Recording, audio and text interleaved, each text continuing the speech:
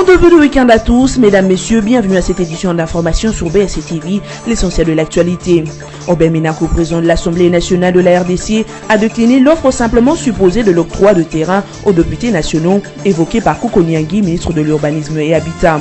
Dans un communiqué officiel publié, son directeur de cabinet, Pierre-Lio Kalokola, a précisé que l'Assemblée nationale n'a jamais reçu une quelconque offre d'attribution parcellaire au profit des élus nationaux. Depuis, les émissaires dirigés par Pierre Lumbi ne se déclarent pas vaincus après les rapports publiés par le CNSA sur la question du dédoublement de partis politiques.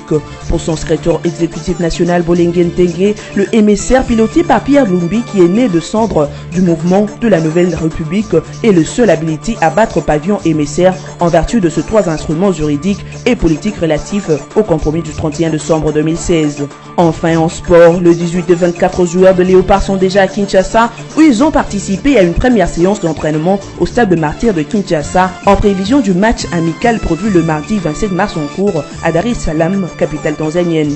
5 autres joueurs sont encore attendus, entre autres Jordan Ikoko, Issa Mampeko, Wilfried Moké, Arthur Masuaku et Shikito Lema. Padou Bompunga Botui adjoindra également le groupe. La grande cour du commissariat général de la police nationale congolaise a servi de cadre ce vendredi 23 mars 2018 à la cérémonie de prise d'armes pour la présentation officielle du nouveau vice-premier ministre et ministre de l'Intérieur et Sécurité Henri Movasakani. Une cérémonie haute en couleur qui a connu la présence de toute la hiérarchie de la PNC ainsi que d'autres personnalités au niveau tant national qu'urbain de la ville de Kinshasa. L'occasion était ainsi indiquée pour Movasakani de donner sa vision insufflée par le chef de l'État et commandant suprême des FARDC et de la PNC sur le travail attendu de celle-ci. Le patron de l'Intérieur et Sécurité a commencé par rappeler les missions régaliennes de toute police qui est d'assurer la protection des personnes et des biens ainsi que l'ordre public. Il a par la suite rappelé aux policiers leur devoir qui est de répondre à cette mission tout en attirant leur attention sur les enjeux sécuritaires de l'heure avec différents phénomènes dont le banditisme qui s'est développé à Kinshasa. Movasakani n'a pas non plus manqué d'interpeller les policiers sur leurs obligations de préserver leur propre honneur et leur dignité ainsi que ceux du corps au sein duquel ils évoluent.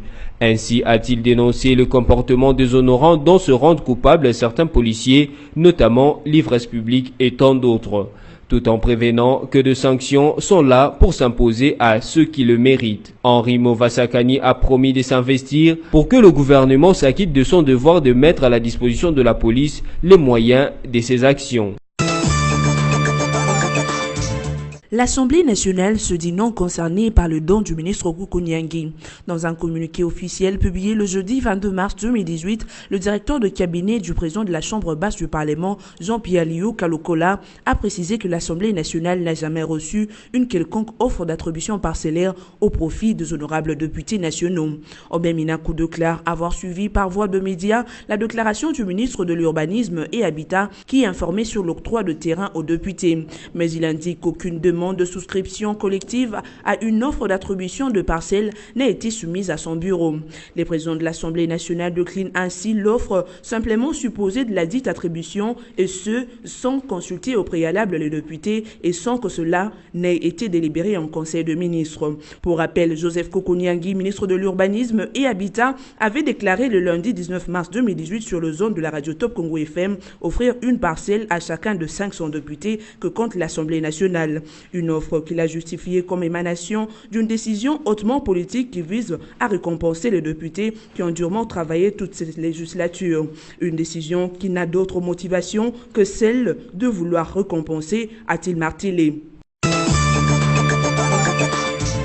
Le vice-premier ministre, ministre de Transport et Voies de Communication, José Makila, a présenté à la presse le projet de construction du port en eau profonde à Banana sur le côte de l'océan Atlantique dans la province du Congo central.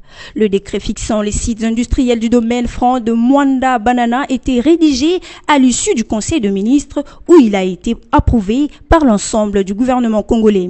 D'après José Makila, la République démocratique du Congo disposera d'un port d'une longueur de 1600 mètres avec 5 quais et d'un tirant d'eau de 15,5 mètres de profondeur. Sa construction s'effectuera en 4 phases durant 38 mois au minimum. Après évaluation concluante, le projet de construction du port en eau profonde à Banana est régi par une mise en concession de 30 ans avec possibilité de renouvellement de 20 ans. Selon le ministre José Makila, ce projet aura des impacts économiques et sociaux évidents sur la population congolaise.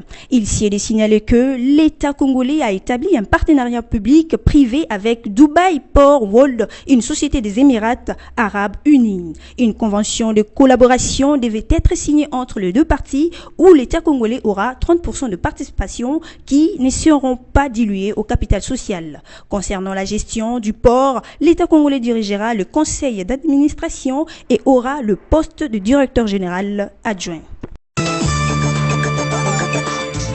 Le mouvement social pour le renouveau MSR dirigé par Pierre Lumbi n'attend pas se déclarer vaincu après le rapport publié par le CNSA sur le dédoublement de partis politiques. Au cours d'une conférence de presse animée par Bolengue Ntengue Balea, secrétaire exécutif national du MSR, cette formation politique dit ne réclamer ni plus ni moins que l'application de l'accord de la Saint-Sylvestre de la Constitution ainsi que de la loi portant organisation et fonctionnement de partis politiques. Pour Bolengue Ntengue, le mouvement piloté par Pierre Lumbi est le seul habilité à battre pavillon MSR en vertu de ces trois instruments juridiques et politiques relatifs au compromis du 31 décembre 2016. Ce compromis prévoit que les formations politiques qui ont fait l'objet du dédoublement suite à la crise politique soient rétablies dans leur situation d'avance de dédoublement. Bolengue Ntengue est à cette même occasion revenu sur la création du MSR, indiquant qu'il est né de cendres du mouvement pour la Nouvelle République et que cette formation a depuis fonctionné et même participé à toutes les élections sans anicroche. Le MSR a même brandi le document qui confirmait son existence.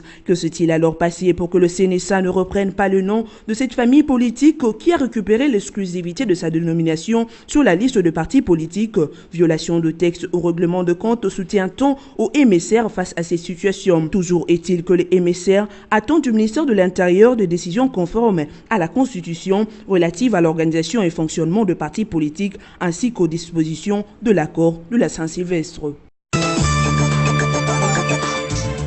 L'affaire du dédoublement de partis politiques fait encore parler d'elle. Pour contribuer à les résoudre, la Conférence épiscopale nationale du Congo Sanko fait sienne les recommandations faites par le Conseil national de suivi de l'accord et du processus électoral CNSA pour régler le problème du dédoublement de certains partis politiques, tout en estimant que le processus doit s'étendre à d'autres partis dans les girons desquels se pose le problème de dédoublement.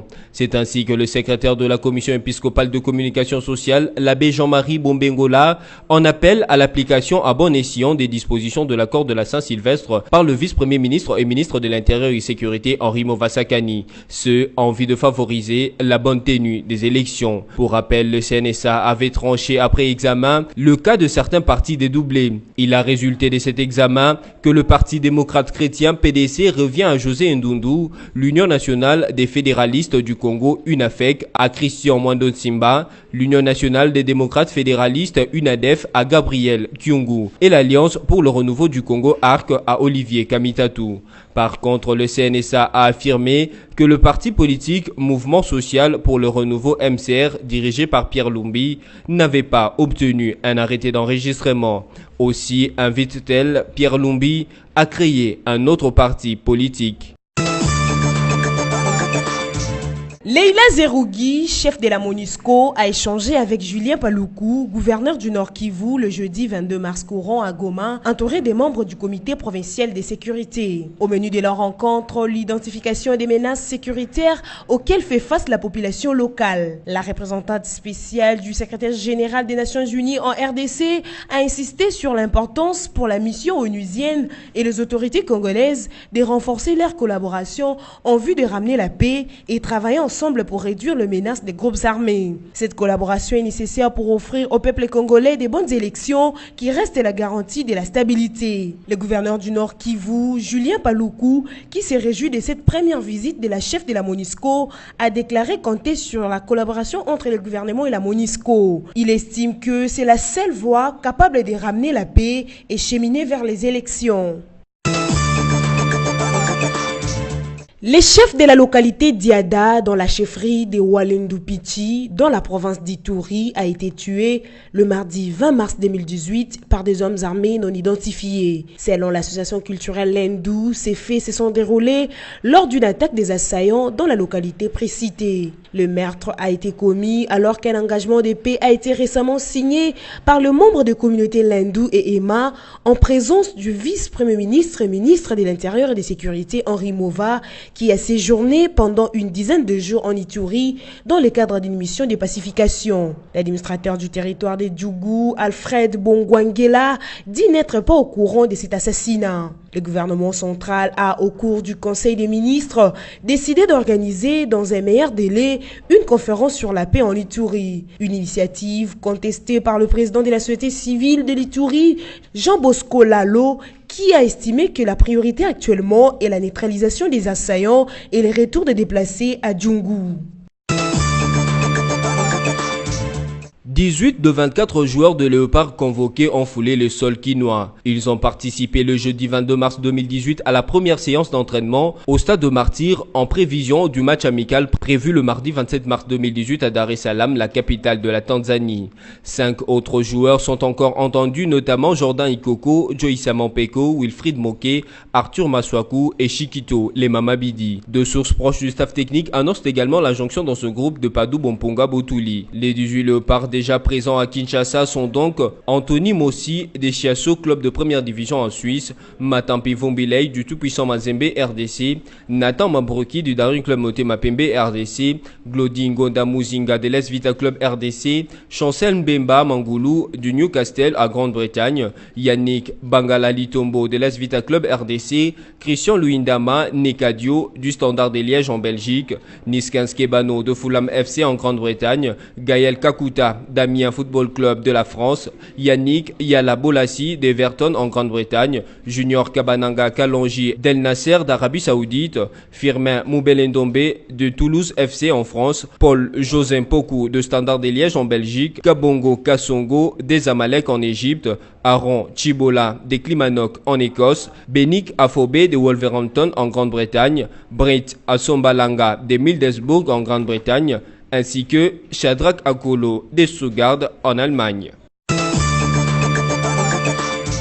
Place à présent, rappelle le titre. Obed Ménako, président de l'Assemblée nationale de la RDC, a décliné l'offre simplement supposée de l'octroi de terrain aux députés nationaux évoquée par Koko Niangui, ministre de l'Urbanisme et Habitat. Dans un communiqué officiel publié, son directeur de cabinet, Pierre-Lio Kalokola, a précisé que l'Assemblée nationale n'a jamais reçu une quelconque offre d'attribution parcellaire au profit des élus nationaux. Et puis les émissaires dirigés par Pierre Lumbi ne se déclarent pas vaincus après les rapports publiés par le CNSA sur la question du dédoublement de partis politiques. Pour son secrétaire exécutif national Bolengen Tengue, le émissaire piloté par Pierre Lumbi, qui est né de cendres du mouvement de la Nouvelle République, est le seul habilité à battre pavillon émissaire en vertu de ces 3 instruments juridiques et politiques relatifs au compromis du 31 décembre 2016. Enfin, en sport, le 18 de 24 joueurs de Léopard sont déjà à Kinshasa, où ils ont participé à une première séance d'entraînement au stade de Martyr de Kinshasa en prévision du match amical prévu le mardi 27 mars en cours à Dar es Salaam, capitale tanzanienne. 5 autres joueurs sont encore attendus, entre autres Jordan Ikoko, Issa Mampeko, Wilfried Moké, Arthur Maswaku et Chiquito Lema. Padou Bomponga Botuli adjoindra également le groupe. Fin de cette édition d'information, merci de l'avoir suivi et bon week-end chez vous en compagnie de nos programmes.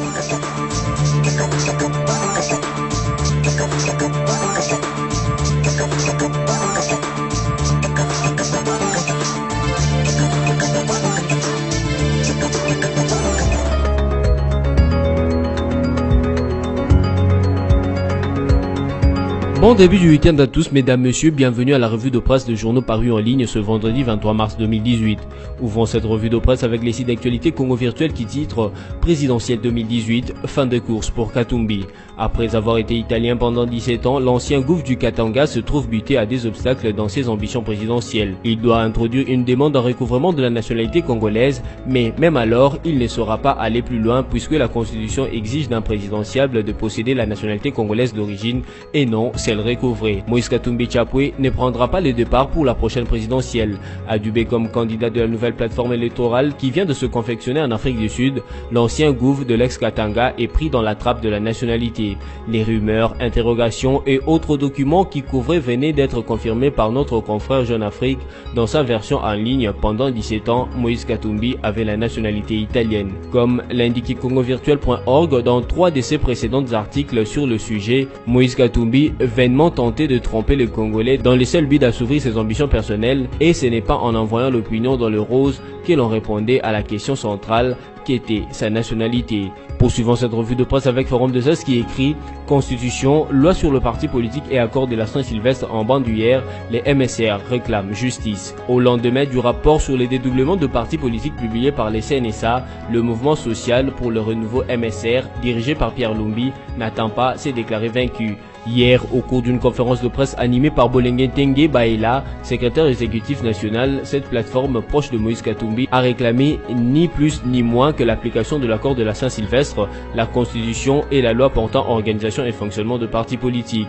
Aux yeux de Bolengue Tengue, en vertu de ces 3 instructions juridiques et politiques pour ce qui est du compromis du 31 décembre 2016, le mouvement piloté par Pierre Lumbi est le seul habilité à battre au pavillon MSR.